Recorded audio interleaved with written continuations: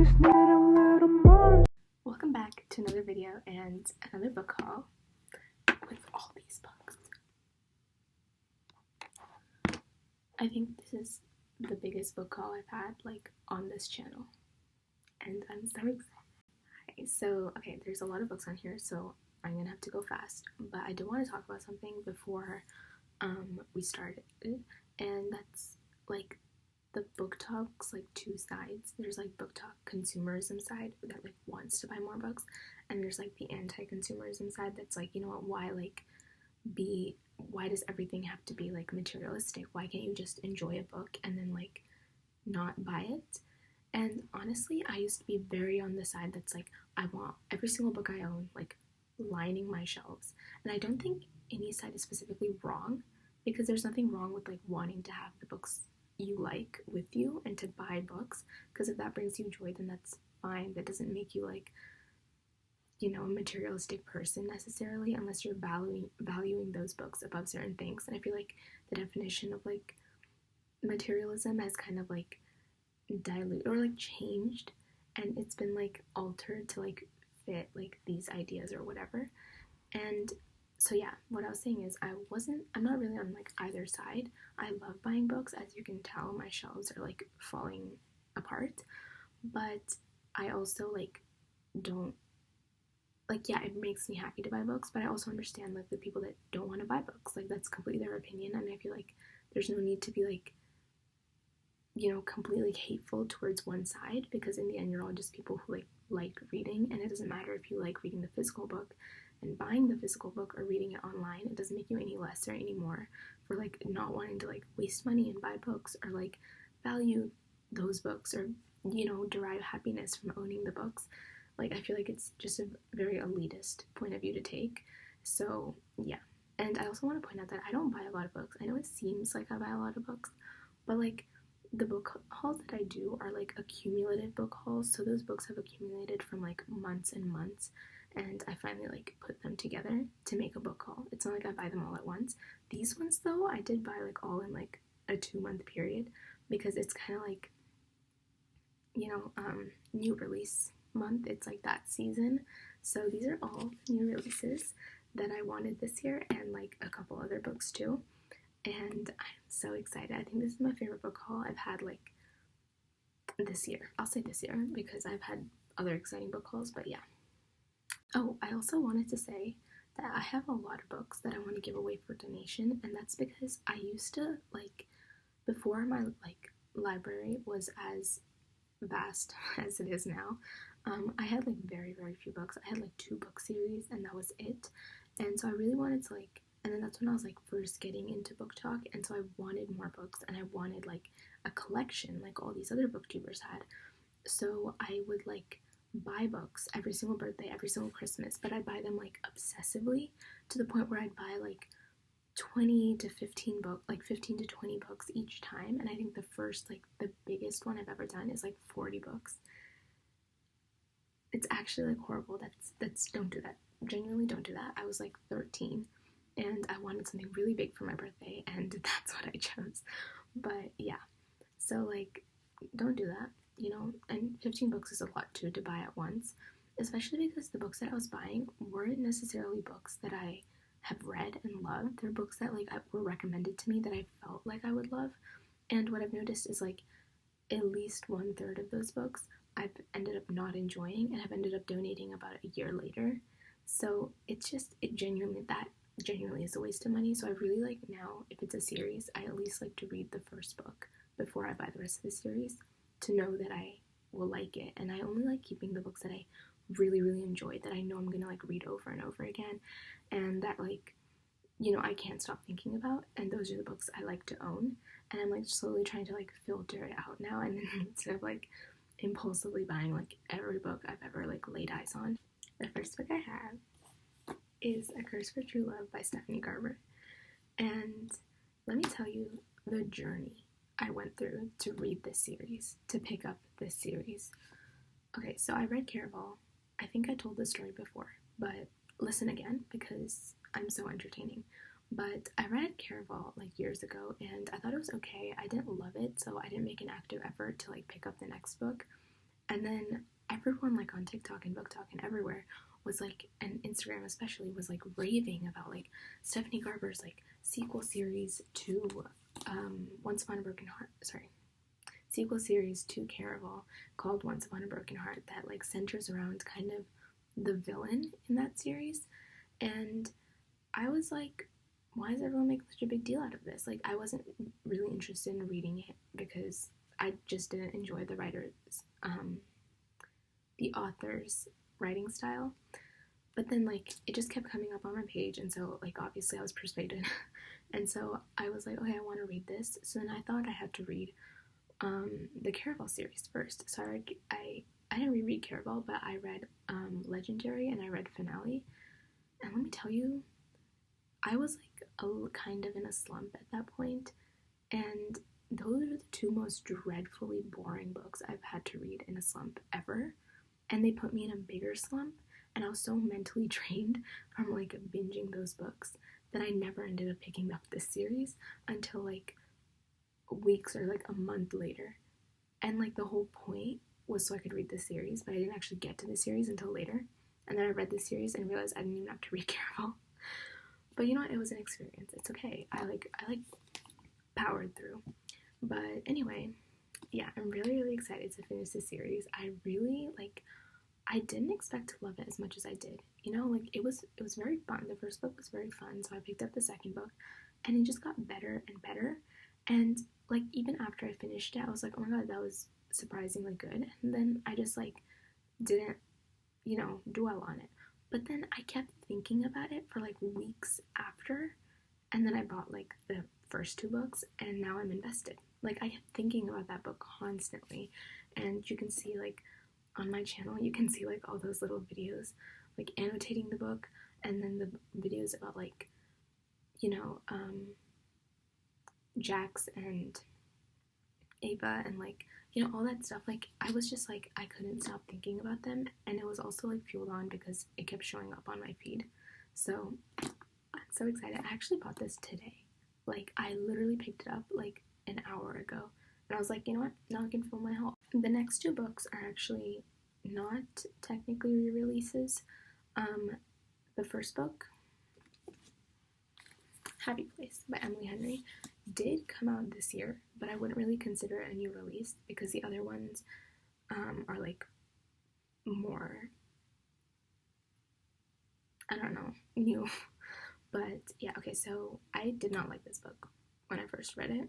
I was like disappointed. I expected more from like an Emily Henry book, and I felt like it was just going back and forth over and over again.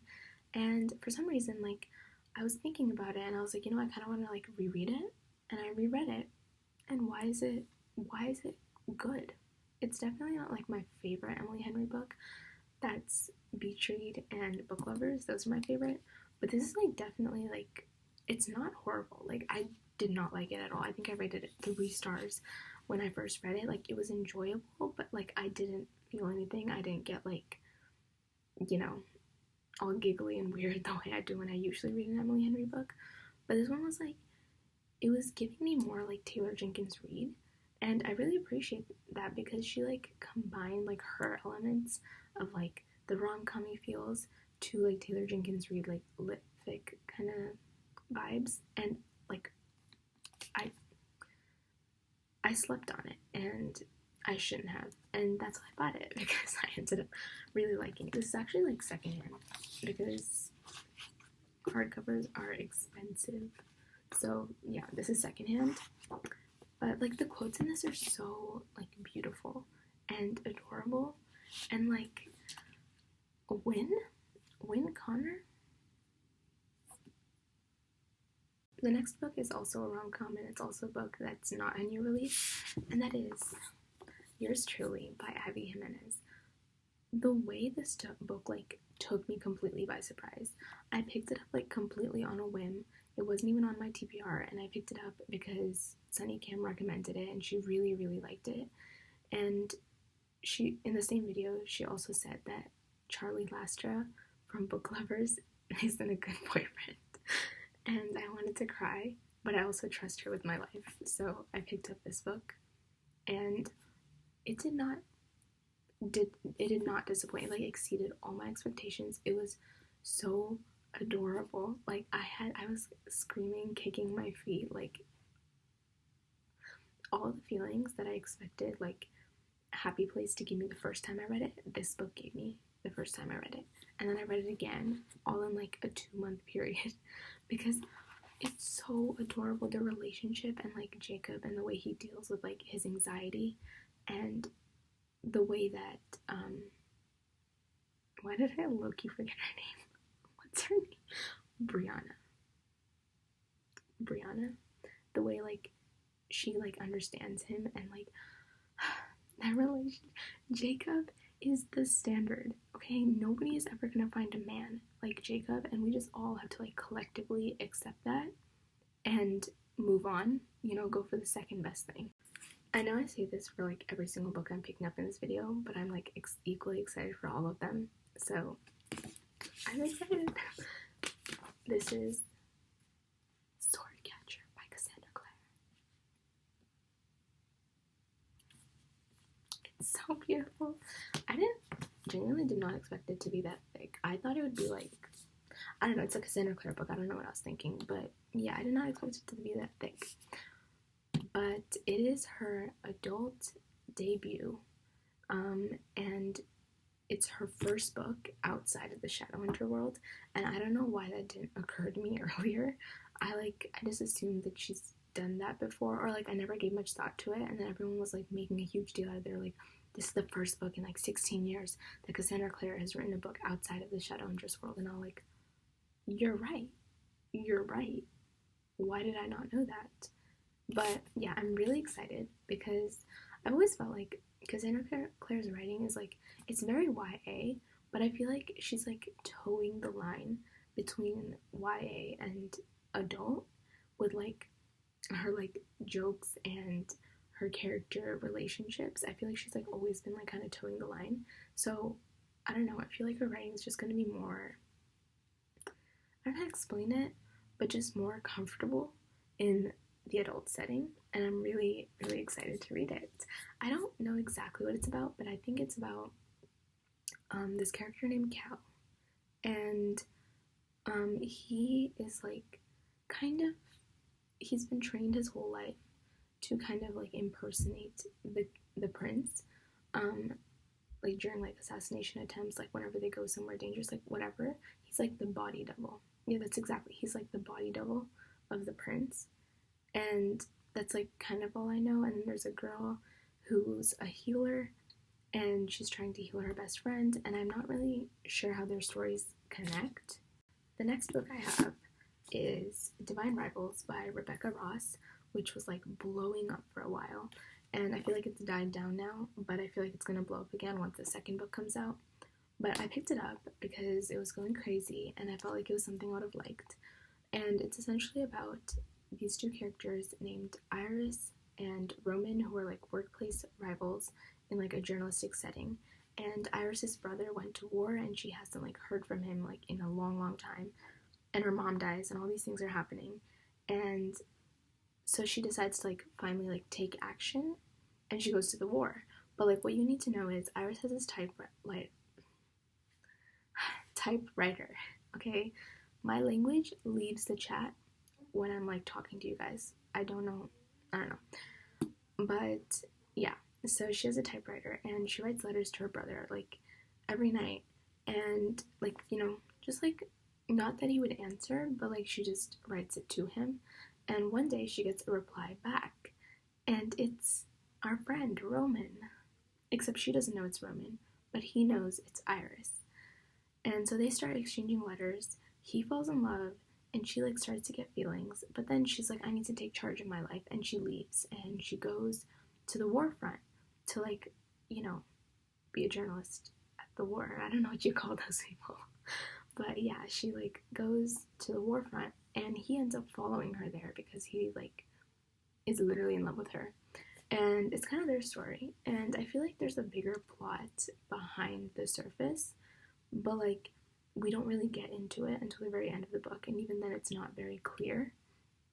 But yeah, the war is a very big part of it, and I feel like it's going to be even bigger in the second book, once the ending of this book is explained. So next I have a book that probably is the one I was most excited for. Like, I don't want to lie to you guys, but I might have been the most excited for this one, and that is The Phoenix King by Aparna Verma. And if you saw my video, it was the first one on my list of most anticipated books for the rest of the year. It's so beautiful, and it's like floppy, and it's the perfect like paperback size. It's not like those tiny little ones. And the best part, obviously, it's signed to me. That's my name. That's me. It's signed to freaking me. And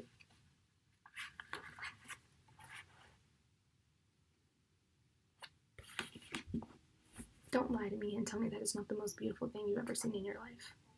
Like, don't lie.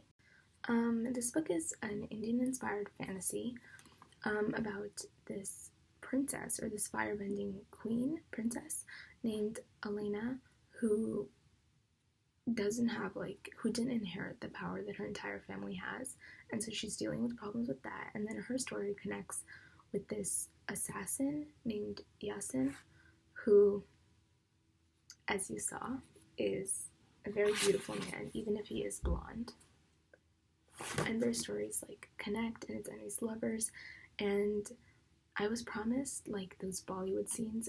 Then I have Immortal Longings by Chloe Gong, and I don't know much about this book. I have not started it yet, but I bought this in July actually, and this is also her adult debut, her adult fantasy debut. I feel like a lot of authors are like shifting back into the adult genre, because for a while there everybody wanted to write like YA. Like YA was the thing, like everyone wanted a piece of YA, but now everyone's like just making their exits, jumping ship.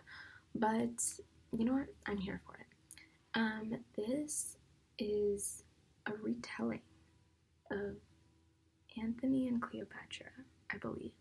And if you know Chloe Gong, you know that her retellings are really subtle, to the point where if you don't know it's a retelling, you won't be able to guess, because it's like very subtle, very, very minute, like elements of the original like plot that she like weaves into her story, and it makes it so much more enjoyable, because it's not like those regular retellings where they just copy the plot, change the character names, and change the setting. It's genuinely like, she like enjoys these books and wants to take aspects of them and put them into her own story, and she does it in like such a beautiful way. And so I'm very excited for this one, because I've loved every other book she's ever written. The last one is also a Chloe Gong book, and that is Foul Heart Huntsman by Chloe Gong. And this is the last book, I think, ever in her Secret Shanghai series, which includes like Foul Lady Fortune, this book, and These Violent Delights and Our Violent Ends, which are kind of the books that like put her on the radar and like got her famous, popular. But yeah, and I'm really sad because I love her books, and I love her retellings, and I love her writing style and her characters in this universe.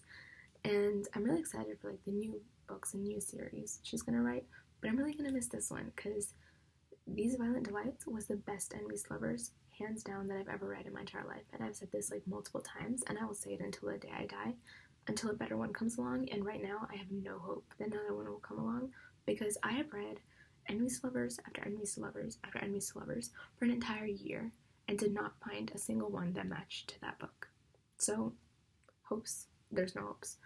But yeah, this is a retelling of As You Like It by Shakespeare again, and this is the second book, and the last book kind of ended on like a cliffhanger, so I'm very excited to see how she ends it, because although I didn't enjoy it as much as I enjoyed These Violent Delights, I still thought it was like very cute, and I really loved Rosalind, the main character, and I love like her character, and I'm literally just repeating myself in different words. I really liked like her development, and like her personality, and the way she like, you kind of know why she is the way she is, because you saw her in These Violent Delights, and you know like all this backstory like personally, and you know like, I love how it connects. I love Anyway, that's it for today's book haul, and now I'm very excited to like read these books once I have time.